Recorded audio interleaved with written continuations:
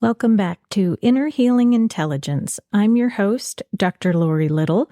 Today, I'd like to talk about the concept of how to be your own best friend. When you think about what it means to have a best friend, what thoughts or images come to your mind? To me, a best friend is that person who is always there for you no matter what. They stand by you even on your really shitty days when you're grumpy and overwhelmed and you can't see anything positive about anything. Best friends also celebrate with you when you've reached a goal or whenever you have some really good news that you want to share. Best friends are the people who you listen to and who you trust and know that they only have your best interest at heart, even if sometimes they even have to tell you some difficult truths. Today, we're going to dive into what it means to be a good friend to others, and more importantly, how to be the best friend that you can be to yourself. So stay tuned. Welcome, everyone. My name is Dr. Laurie Little, and I'm a clinical psychologist, mindfulness coach, psychedelic therapist, wife, and mom. My passion is helping people learn to listen to and trust their inner healing intelligence, that part of us that is always moving towards health and growth. Ultimately, when we allow our inner healing intelligence to be our guide, we can stop looking outside of ourselves for answers. We can experience more joy, more peace, and more connection with others than we may have ever thought possible. Although it may sound simple, it is by no means easy. Join me as we discuss the many challenges and opportunities that listening to your inner healing intelligence can bring to your life. In episode 13, we talked about 5 key areas of having a healthy relationship, as well as the red flags to look out for if you suspect that your relationship needs a little bit of work. If you haven't heard that episode, then I would encourage you to check that out after listening to this. Today, we're going to expand a little bit more on the idea of what it means to be a good friend to others. But mostly, we're going to talk about how can we translate that into being a good friend for ourselves. Who do you think of when you think of your best friend? Do certain faces or names come to your mind?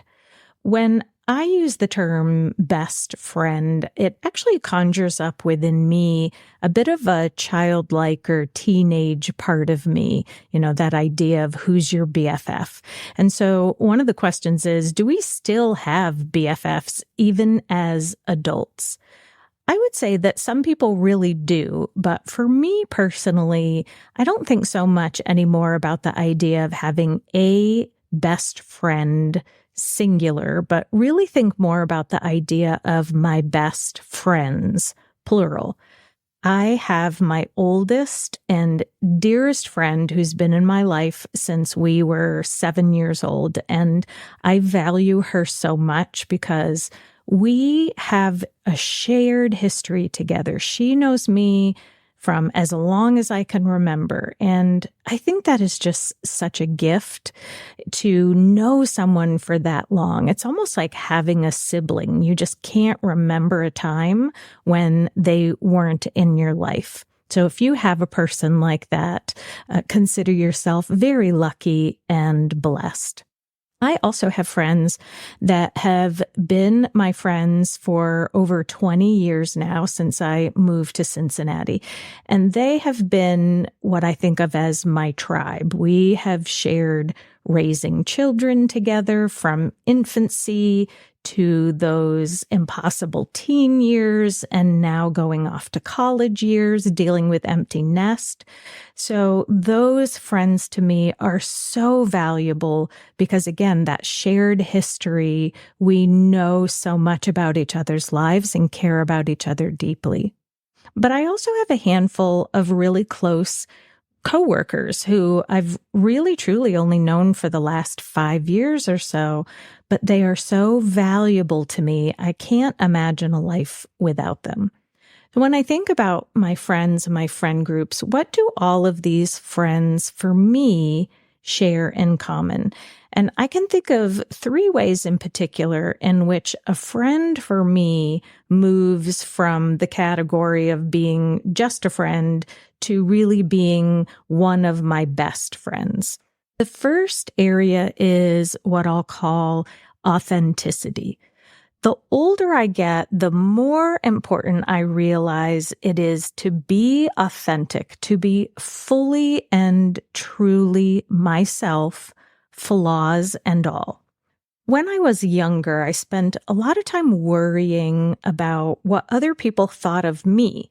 And as time has gone on, it's not that I don't worry about that at all. Of course, I will always worry to some extent what people think of me, but there's definitely been a shift away from emphasizing what do they think to what do I think. In my teens and even in my 20s, I definitely was desperate for people to like me. And I probably would have molded myself into anything if I thought that it would allow me to have more friends or get people to like me better. The concept of being authentic at that phase of my life was just not even on the radar. I didn't even know who I was as a person, so how could I even imagine the idea of being authentically me?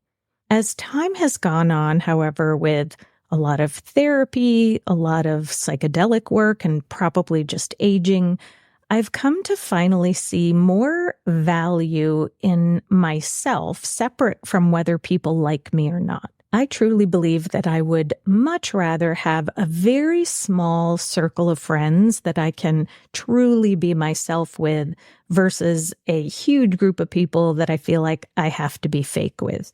I don't want to worry that I have to look a certain way or talk a certain way or think a certain way in order to be liked and accepted. If someone really does not like me as I am, then I'm more able to see now that it's not personal. I don't like everyone. Everyone's not going to like me. But it's taken me a long time to get there and a lot of work. But being able to be truly authentic is a key component of having a best friend. And the reverse is true. My closest friends feel the same way. I'm really sensitive to people being fake or not real or not honest. And I really need someone to be honest with me, even if we disagree. And that leads me into the second key for me, which is trust. And by the way, just as an aside, these are all my needs. These are all the things that are important to me. I'm not saying they should be important to you. I'm just giving you some ideas and some thoughts to consider. I really need my best friends to be trustworthy. And in episode 13, when talking about healthy relationships, I talk more about this concept of trust and what trust really means. For me, trust is about believing that what my friends are telling me is true, and it's also about feeling like I can rely on them. It really is also a bit connected to authenticity in that I need my best friends to tell me the truth no matter what. I want and need my friends to tell me if I've done something wrong or said something wrong or said something hurtful. I, if you hadn't guessed, am a big talker in my relationships, and I really need the opportunity to talk things out if there's a conflict or an issue going on. I don't want to have to doubt that my friend is being truthful when they say that they're okay. I'm really super sensitive to lying. And in fact, I'm kind of overly sensitive. I don't even like practical jokes because I feel like there's this element of lying with them. I feel like April Fool's Day is my most hated day of the year. So my value is tell me the truth, even if you know I'm not going to like it, because I'm going to trust you and I'm going to respect you for that. And that is a non-negotiable for me and my best friends. Once that trust has been broken, for me, again, I'm not saying this is right, I'm just sharing honestly, that for me, it's really almost impossible to get myself to feel safe to open myself up back to trusting someone again if that person has breached my trust. I'm not saying that's right. I'm just saying that's how it is for me. So authenticity and trust are absolutely essential, non-negotiables. The last thing that I need for my relationship with my best friends is that we laugh and we truly enjoy spending time with each other. I love to laugh. And to be honest, my genuine laugh, the one that is just pops out of me, can be a little bit loud and even potentially slightly annoying to others. I totally recognize that within myself. But I laugh a lot. I've always been very attracted to funny and to smart people. So to me, laughing is just the best feeling in the entire world. Laughter is the sound of joy. So if you are smart and you're funny and you're authentic and you're trustworthy, then come sit next to me, because this is who I need in my life. We have so little time on this planet and so many responsibilities, so many things that we feel like we have to do, that I really feel like at this stage in my life, I'm going to be a little bit more choosy about who I'm going to spend my time with. Do I want to spend time with people that I find boring, or they want to talk about or do things that I don't have any interest in? Probably not. At this point, I want to be with people where I feel joy and I feel energized after having spent time together. As we start to now transition to thinking about this as being your own best friend, a precursor to this idea is another belief or another idea that has really rung true for me, that has come again, either with age or therapy, is the idea that all of my emotional needs cannot nor should be met by other people. One of the most empowering beliefs that I have come to embrace over time is that I am responsible for my own happiness. Only I can create the life that I want to live.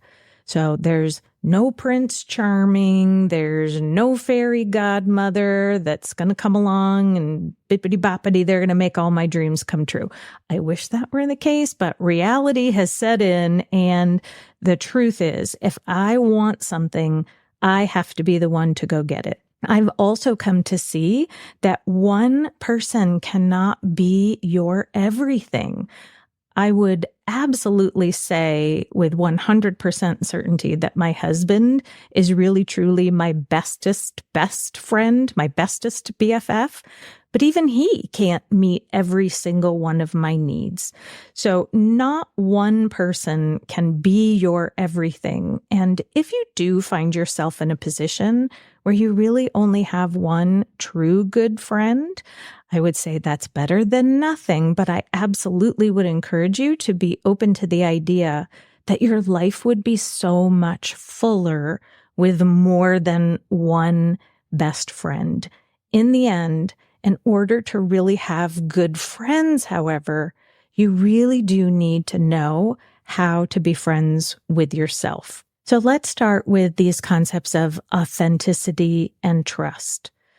Becoming your own best friend means that you have to start by getting really honest and real with yourself about who you are in this moment. Not the who you want to be or who you think you should be, who other people want you to be, but really, truly, who are you? And I think this can be actually a very, very difficult question, particularly if you are someone who has spent your life really working as a people pleaser or a caretaker, it can be very difficult to start to reverse that and shift away from what can I do for you or who do you want me to be to who am I really? In order to do that, we have to practice reducing those self-judgments. How are you going to figure out who you are if you are very mean and judgmental to yourself? It's going to make it that much more difficult. If you can learn how to be kind and self-compassionate, you will embrace more honest and real aspects of yourself. For example, when I was a kid in the 70s and 80s, the term nerd was an insult. This was a very mean term back in the day. I know now people say it and it's not that big of a deal, but back then to call someone what a nerd was really hurtful. And I was so a nerd. I had the glasses and the braces and I was really academic and studious. And so what I have come to realize, however, is that I am still such a nerd. Even today, 51 years old, I can say wholeheartedly, I am a nerd and whatever that means today. So I love Marvel and superhero movies. I love video games. I love science. I love learning. Like this is just what I think of in my own mind about what it means to be a nerd.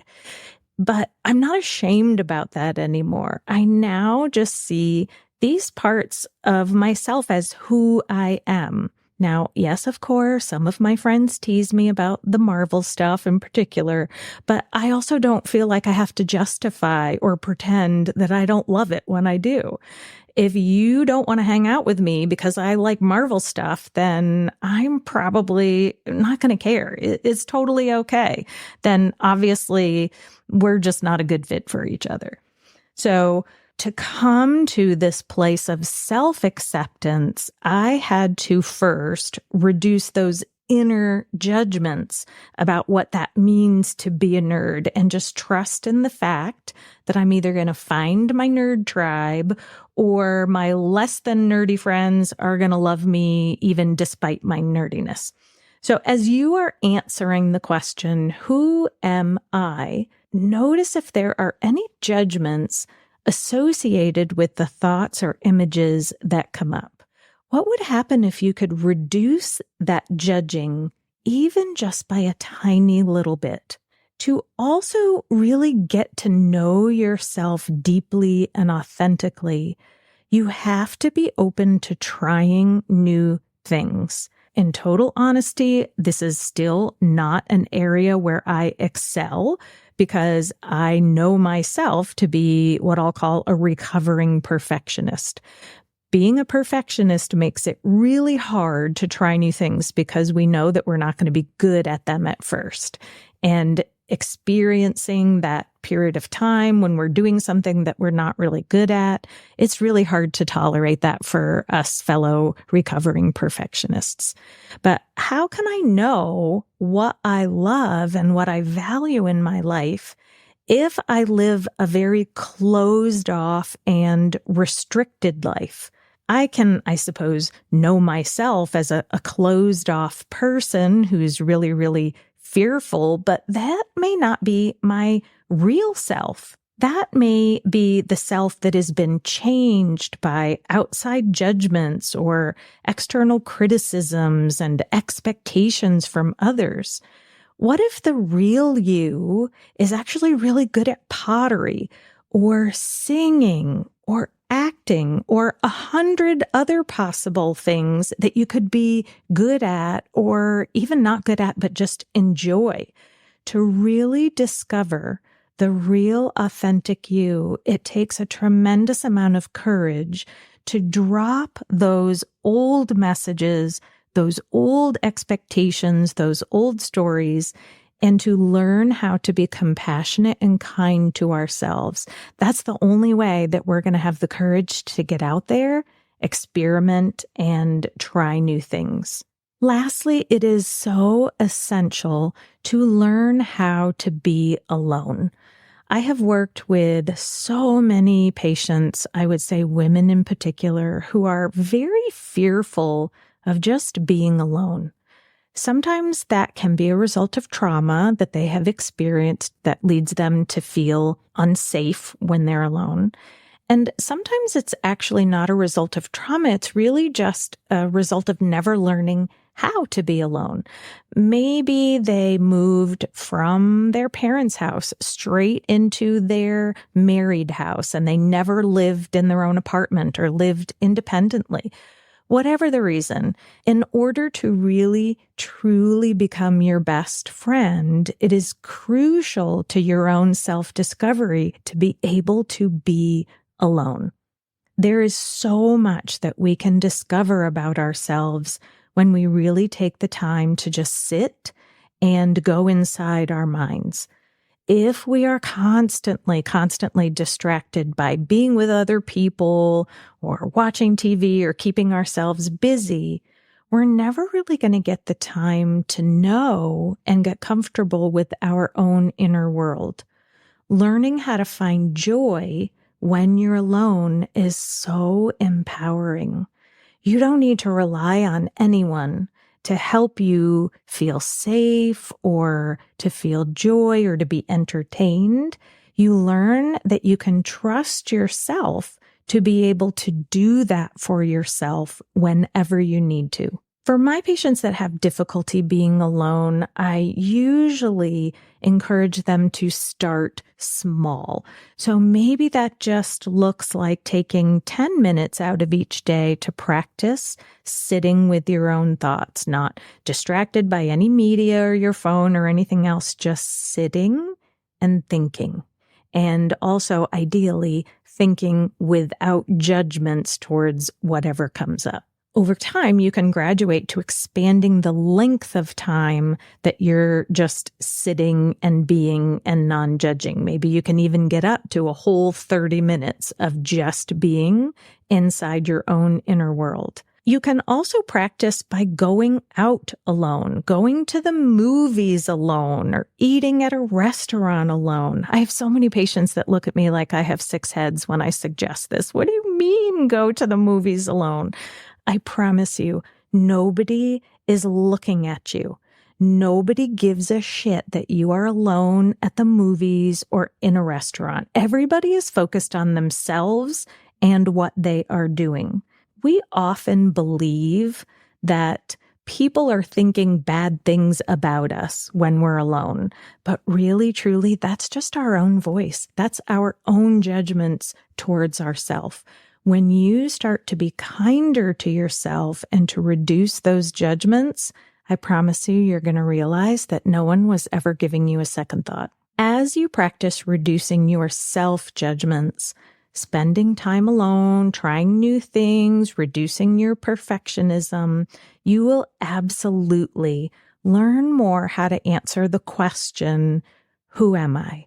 You're going to be able to answer some of the questions of, what do I like? What is important to me? What are my values? What are my priorities? What are my goals? And most importantly, how do I just enjoy spending my time? And as you start to better be able to answer those questions, you are following your inner wisdom. Your inner wisdom is guiding you all along the way to make sense of these experiences. And over time, you will learn how to be your own best friend. I hope this episode has been helpful to you. As always, I would love to hear your story. I'd love to hear what has helped you on your journey to becoming your own best friend. What are the characteristics in a friend that are absolutely essential for you or non-negotiables? You can connect with me at laurielittle.com, or please consider joining my private Facebook group, Inner Healing Intelligence, so that you can connect and share with others. In the meantime, I hope you have a wonderful week, and I will see you in the next episode. Thank you so much for joining me today. If you'd like to learn more, you can reach me at laurielittle.com, where I share additional free resources and lots of information. If you enjoyed this episode, it would mean so much to me if you could write a review and share it with a friend. See you in the next episode.